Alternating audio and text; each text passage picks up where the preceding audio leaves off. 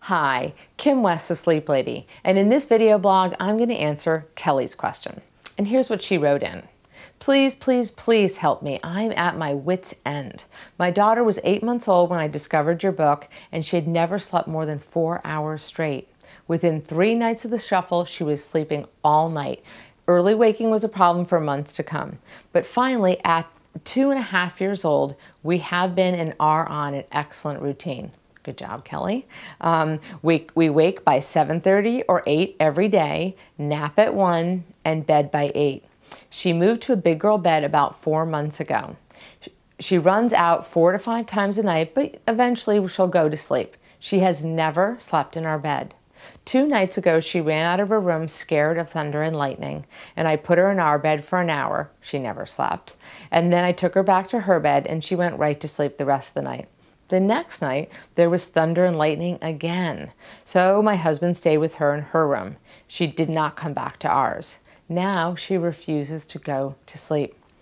She wants us to stay in the room with her, and she's never done this before. She's very strong-willed.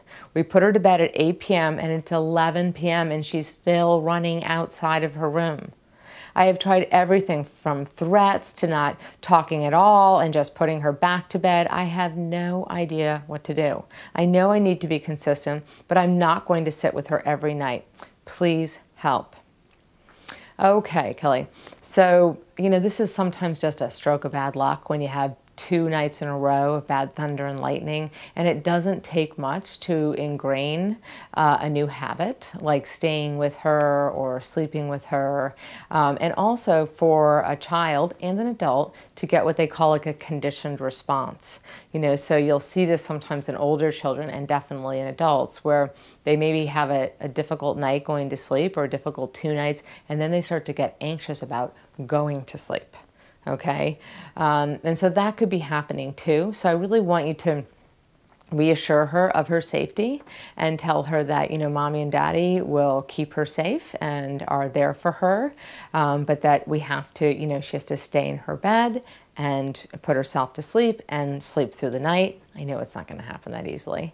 And I really think that you're going to have to develop a sleep manner chart.